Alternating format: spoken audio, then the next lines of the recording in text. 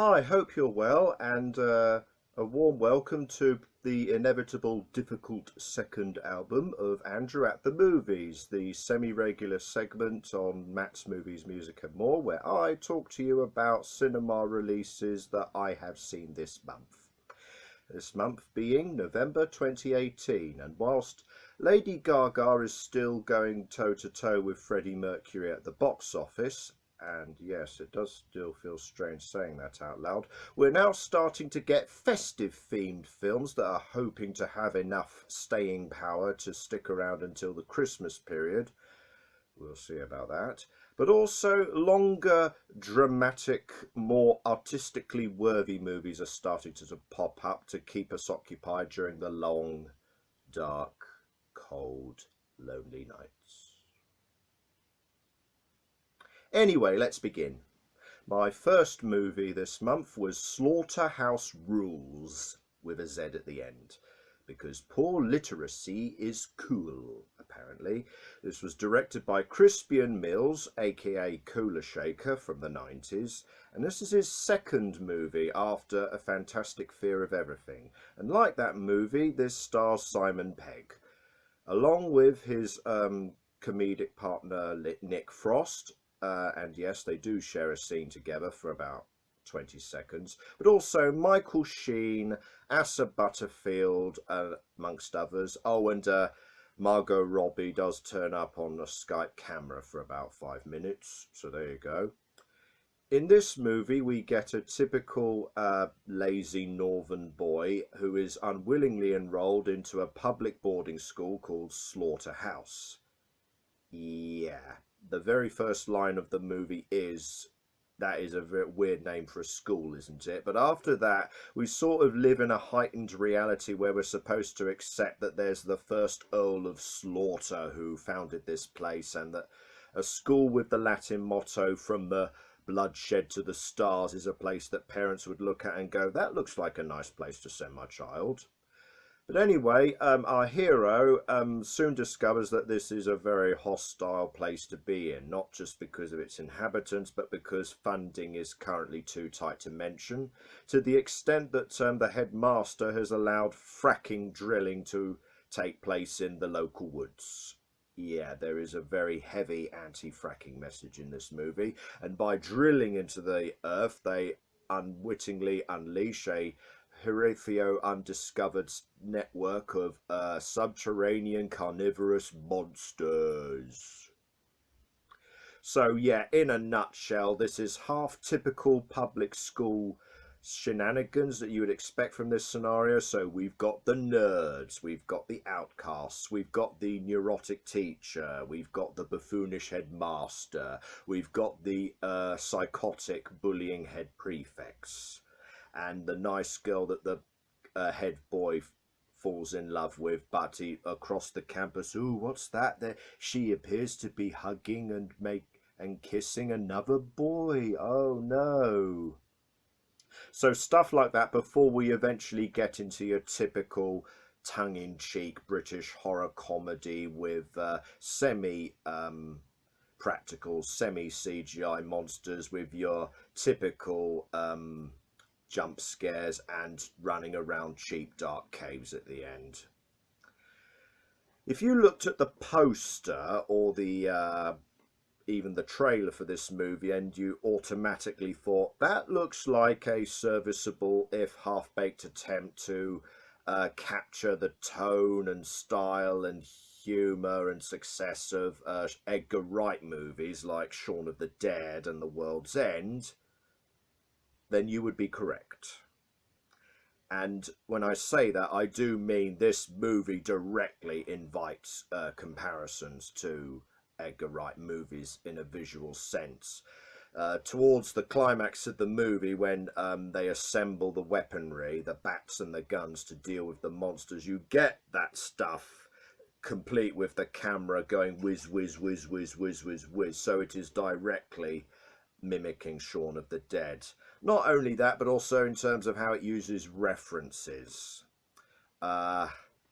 In things like Shaun of the Dead and Hot Fuzz, when references to other movies or genres pop up. They're like little Easter eggs in the background that require split-second catching or repeated viewing.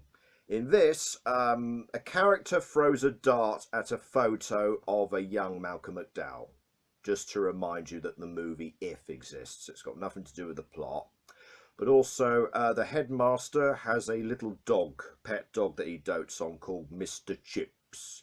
Just so that when it looks like the dog has been accidentally killed, one of the students can cry out, "Well, I guess that's goodbye, Mr. Chips."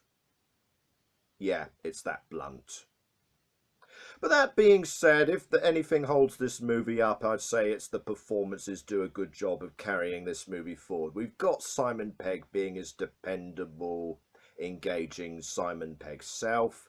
We've got Michael Sheen as the buffoonish, self-important headmaster being hammy and making a gourmet meal out of the scenery. I would say about that the adults put in such a good job that the student characters do suffer a little bit in comparison. When Finn Cole, who's the lead character, turns up after a 10-minute absence, I did do a double take and think, oh yeah, you're supposed to be our lead character. You're supposed to be our viewpoint, and I forgot you existed for a moment. So yeah, to sum this up, this is a perfect drunken Friday night with your mates at a cinema in Essex kind of movie, and for that I give this a forget it rating. It's not offensive, the humour is coarse and the gore is serviceable enough. At one point a guy reaches down and says something like, "Ooh, you're so warm and wet," but it's not what he thinks it is. It's the gaping maw of the monster, and it bites his hand off and he's like, "Ah." Yeah, stuff like that. Yeah, not offensive, but I defy you to remember a single thing about this movie a week after you've seen it. Right, my next movie in November was Walt Disney's latest attempt of many this year to extract cash from our wallets, and that was The Nutcracker and the Four Realms, a new fantasy based on the 1816 story of the same name and to some degree the 1896 ballet that followed the same premise. Starring Mackenzie Foy, aka Murph from Interstellar, Dame Helen Mirren, Morgan Freeman and Keira Knightley as the Sugar Plum Fairy, with a very fey and silly voice that whenever she spoke it derailed the entire movie.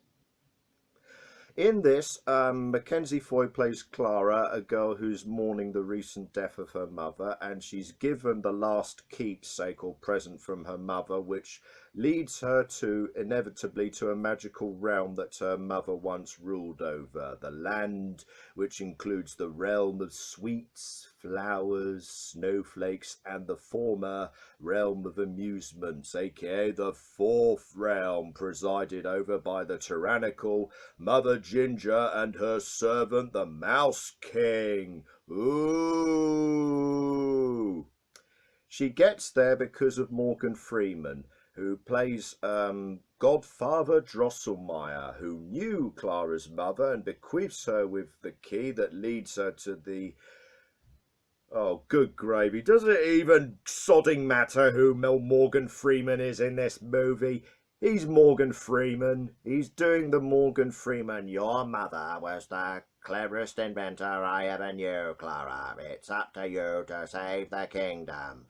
Not only that, but he appears in one scene at the beginning to send Clara off on her way, and he turns up at the end after Clara comes back and says, "How did you like my little gift?" You know, just he's in it for a total of 5 minutes, just long enough to go, right, was that enough to get a paycheck? Okay, bye. So he didn't really care much. And Dame Helen Mirren as Mother Ginger, I'd say has this perpetual air about her, like she doesn't know what's going on or doesn't care. But all credit to Dame Helen Mirren, acting legend. She has earned the right to not care. Yeah, I am sorry to report that as a visual effects heavy children's movie made in these current times, this is the very definition of a theme park ride. Something that's just going through the motions. We're going to go over from point A to point B. We're going to have this danger. We're going to go to point C and have a talk. And now we're going to go back to point B without any sense of creativity or spark of how to get there. I mean, yeah. Uninspired is the word I'd use towards this. Case in point, there are not one but two scenes where Clara tries to unlock the keepsake with her egg, doesn't appear to find anything, and says to her friend, "I hate you, I wish I never came here." And then after a couple of minutes she goes, "Oh, the secret key was inside me all along. And oh, I'm sorry, friend, let's work together now." Yeah, I'd like, given Mackenzie Foy's facial expressions, I'd like to know what her character's diary entry for this day was that she went through this magical land of sweets and flowers and what have you. Bored. Went to magical land. Saved magical land from certain disaster. Came home. Bored again. Given, her facial expressions. And speaking very much as an old fogey who remembers movies like The Never-Ending Story or Return to Oz, going to a magical land is supposed to be this disorientating and traumatic and life-changing scenario. I didn't get any of that here. Oh, and speaking of the friends that Clara's with, the titular Nutcracker soldier, Philip, the title character, is pretty much not so much on the sidelines but friend zoned throughout this entire thing. In the original story he's like the love interest, but he's there to support Clara because she's strong, independent and the chosen one, and she knows all about science. So yeah, when you've mucked up the Nutcracker story this bad, there's something wrong. I was going to say in its favour, the one single redeeming factor about this movie is that it looks nice. Clearly a lot of care and attention has been placed into the costumes and the sets and the 5-minute ballet sequence, which I thought had more creativity and originality and sense of wonder in it than the actual story that we're following. So you could argue perhaps that this is something to just put on your TV and have your little girl sit and watch it mindlessly whilst you go and prepare Christmas dinner or something. And by that I mean really little girls, like 5-year-olds. But even then, the more I've thought back on this movie and the more I've got contemptuous and hateful thinking about this uninspired dreck, that would send the impression that children are stupid and you should make them just watch anything. I hate to be harsh, but that has kind of tipped this over into a burn it rating for me, the lowest of the low. I'm sorry, but no little girl watching this is gonna look back with any clear fondness or memories like 10 years late afterwards. Yeah, the costumes and sets are nice. This is the most intricate, the most extravagant, the most beautiful looking Christmas cake you ever could imagine. But once you cut through the icing, that cake is rotten, it's stale, and it's lacking in any real fruit or substance. As a little postscript to this, I went to see this in an empty cinema, surprise, surprise. Not an empty cinema in a shopping centre that's going to be torn down and redeveloped at the end of this month, so that made this an especially hauntingly empty experience. I went to see it with a friend, and as we were coming out and looking at the faces of all the staff members that are going to be employed in 2 weeks, my heart goes out to you, he did turn to me and said, "Well, the end credits song wasn't bad." My next movie in November was Peterloo, the latest piece from acclaimed British director Mike Leigh, who, amongst other things, over the past few decades has brought us Topsy-Turvy, Abigail's Party, Happy Go Lucky, Nuts in May, Mr. Turner, to name but a few. But he's especially notable for workshopping his actors, really getting them to get into the heart and soul and the breathing of the characters that they're playing. And even in historical dramas like Mr. Turner, and especially this latest little magnum opus based on the 1819 real-life Peterloo massacre, which, depending on what part of the country you're from, you may have never heard of, doesn't really get brought up in history lessons.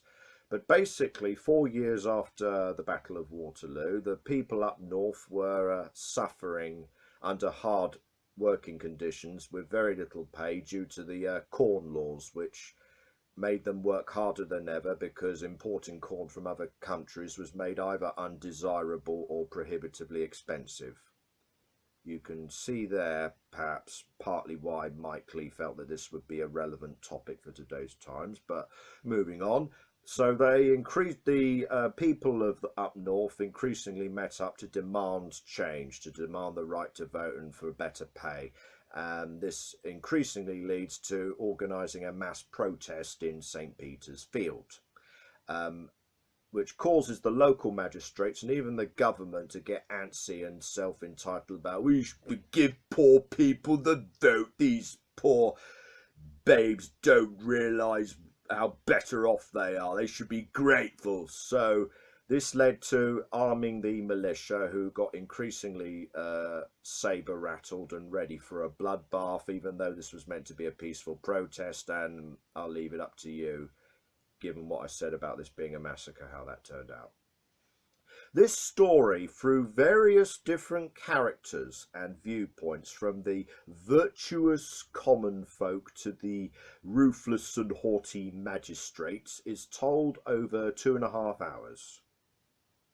That's 2.5 hours of speechifying in northern accented oldie worldy English. A lot of standing in taverns and public houses and having people stand up and say, we ask for the right for the vote, for our voices to be heard, for our suffering to cease, for these greedy landowners to be brought to their knees and to feel their corrupt order come crashing down.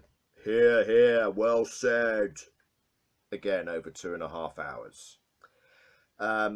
It's not enough to imagine that if these workers are going to go on strike on a Monday, that their bosses are going to be angry. It's not enough for you to imagine that. We have to have a 5-minute scene of the mill owner walking around the empty premises going, those ungrateful swine. Yeah. I was reminded very much of my essay writing back in my college and university days, when I would do a draft of something and show it to a friend, and they would say, you've gone 500 or 600 words over the word limit, Andrew, you need to change this. And I'd feel this precious writer's sense of, I don't want to let any line of research, any word, any sentence go to waste. This is my magnum opus. I feel like that's how Mike Leigh must have felt about this. That being said, he puts in his usual dependable work with his craft, with his actors and performances. The performances and the archetypes here are very convincingly defined and very well defined. Like I said, you've got the magistrates bringing everybody down and talking about the iron hand of the law, and the virtuous family of workers talking about we need to be careful. So I found that engaging, and I found that very well written and improvised and sketched out. It did make me curious enough to stick around the 2.5 hour length to reach the orchestrated chaos of the climax, when people start getting swords randomly stabbed through them and babies being trampled by horses' cloven hooves. That added to the dramatic weight and the impact, having got to know these characters. Also, from a visual standpoint, this is very gorgeous looking. Each shot, each frame felt precisely composed. You could feel the dirt and the creaky wooden steps and see the fields and see the towns and the houses and the alleyways and feel like you were part of it. It was very immersive 2.5 hours, so it didn't drag for me. I can appreciate that such a length and such a length of time spent with speechifying and dramatic performances might not be everyone's cup of tea. So in all fairness, I'm giving this a solid watch it. But I do say, do give this a chance. Right, we're halfway through November now, so that means I have to go out now and do some premature and perhaps unnecessary Christmas shopping. And I'll see you all in part 2, hopefully.